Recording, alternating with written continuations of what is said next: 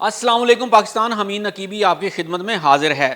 آپ کا شناختی کارڈ، آپ کا بینک اکاؤنٹ، آپ کا موبائل ڈیٹا سب خطرے میں ہے، اور وہ خطرہ کہیں دور امریکہ، روس یا چین سے نہیں بلکہ ہمارے اپنے پاکستان فیصل آباد کے ایک ڈیرے سے ابھر رہا ہے۔ جی ہاں، تحسین اوان کا وہ ڈیرہ جہاں کبھی سیاسی میٹنگز ہوتی تھی، اب وہاں سائبر کرائم کی دنیا کا دارالحکومت نکل آیا ہے، اور اس بار صرف پاکستانی نہیں، غیر ملکی حسینائیں، عالمی ہیکرز اور انٹرنیشنل بینکنگ نیٹ ورکس بھی شامل ہیں۔ فیصل آباد کے ایک گاؤں میں اتنا بڑا عالمی سائبر نیٹ ورک کیسے بن گیا؟ 400 افراد، وہ وہاں کیا کر رہے تھے؟ کیا پاکستان عالمی ڈیجیٹل جنگ کا اگلا میدان بننے جا رہا ہے؟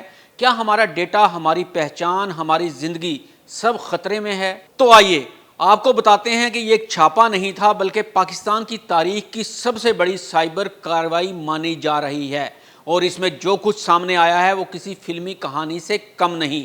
تحسین اوان مسلم لیگ نون کے اہم رہنما، سابق چیئرمین فیسکو، ان کا ڈیرہ اب صرف سیاسی سرگرمیوں کا مرکز نہیں رہا، یہ جگہ ہائی ٹیک سائبر اڈا بن چکی تھی۔ رات کے وقت حساس اداروں FIA اور سائبر ونگ نے ایک مشترکہ آپریشن کیا۔ جیسے ہی گیٹ توڑا گیا تو آنکھیں پھٹی کی پھٹی رہ گئیں۔ ایک فارم ہاؤس کے اندر سینکڑوں جدید کمپیوٹرز، LCDs اور ہیکنگ ڈیوائسز، انٹرنیشنل سرور سے جڑے سسٹمز، بینک اکاؤنٹ سے پیسے نکالنے کے software, social media, email, e commerce, e credit card hacking کے ثبوت، اور 400 افراد جن میں روس، نائجیریا، تھائی لینڈ، کینیا اور فلپائن کی حسینائیں اور پاکستانی بھی شامل تھے۔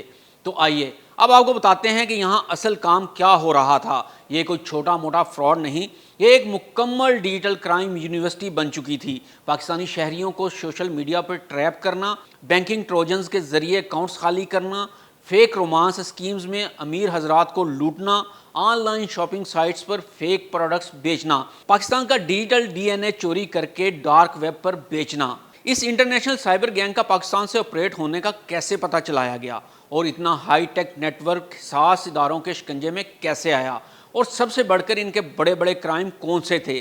اس بارے میں مزید جاننے کے لیے ہم نے رابطہ کیا ہے سینئر تحقیقاتی رپورٹر طیب مقبول سے۔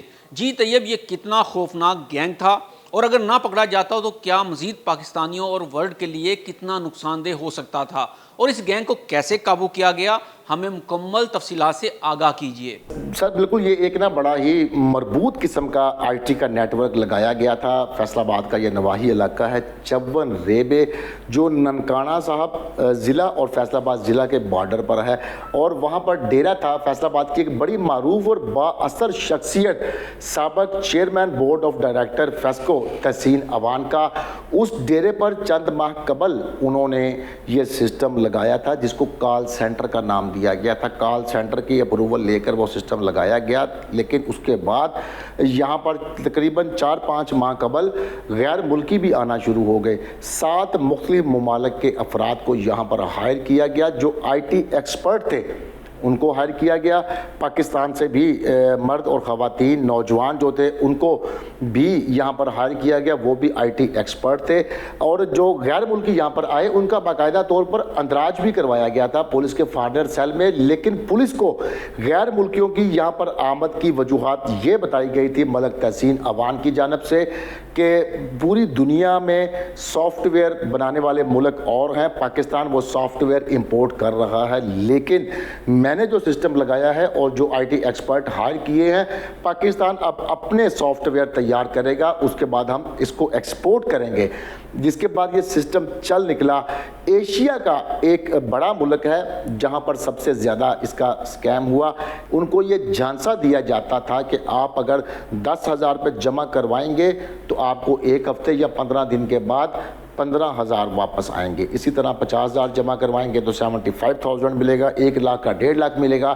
لوگ ان کے جھانسے میں آتے گئے، کیونکہ ابتدائی طور پر جب تھوڑی رقم جمع کروائی جاتی تھی تو اس کی رقم کو 50% بڑھا کر اس کے حوالے کر دیا جاتا تھا۔ یہ دیکھتے ہوئے دنیا بھر سے اور خاص طور پر ایشیا کے ایک بڑے ملک کے لوگوں نے کروڑوں اربوں کی انویسٹمنٹ کر دی۔ اس کے بعد اس एप्लीकेशन का लिंक डाउन हो गया।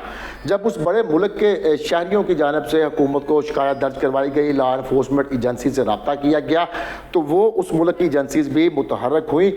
जब उन्होंने ये तमाम सिस्टम चेक किया तो उनको ये इंकशाफ हुआ, बैक ट्रैक किया गया तो वो IP एड्रेस पाकिस्तान से इस्तेमाल हो रहा था, लेकिन IP एड्रेस वो उस सुपर पावर मुल्क का था। उनकी इंतज़ामिया की जानिब से, उनकी बड़ी लॉ एनफोर्समेंट एजेंसी की जानिब से पाकिस्तान के वजारत दाखिला को इतला दी गई। इन वजारत दाखिला की जानिब से फौरी तौर पर कार्रवाई करने का हुक्म जारी किया गया। वहाँ से 149 अफराद को गिरफ्तार किया गया, जिनमें 7 ममालिक के 71 मर्द और ख़वातीन थे, जबकि मुकामी पाकिस्तान और फैसलाबाद के 78 मर्द और ख़वातीन उसमें शामिल थे। उनको गिरफ्तार किया गया।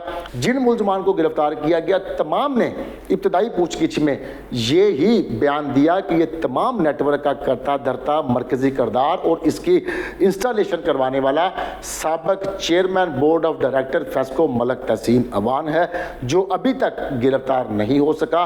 वो कहीं पर मफरूर है और उसकी तलाश के लिए साइबर क्राइम इन्वेस्टिगेशन एजेंसी पूरे पाकिस्तान में कार्रवाई कर रही है, छापे मारे जा रहे हैं। एक मुलजम जब कल कोर्ट में पेश हुआ तो उसके भाई से सर गुफ्तगू करने का मौका मिला। उसने ये बताया कि हम लोगों ने, हमारी तनख्वाहें भी लाखों रुपए में थी, हमने अपनी इन्वेस्टमेंट भी उसमें की हुई थी।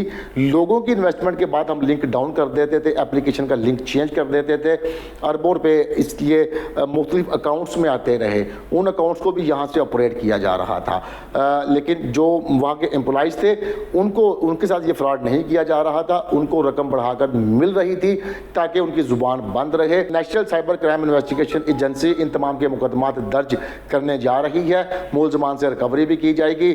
मलक तहसीन अवान जो करता धरता और मरकजी सुरगना है, उसकी गिरफ्तारी के बाद मजीद जो अरबों रुपए उसने लूट कर कहीं पर स्टोर किए हैं, कहीं पर उसने स्टॉक किए हैं, कहीं पर उसने सेव किए हैं, वो रिकवर करके मुतासिरीन के हवाले किए जाएंगे।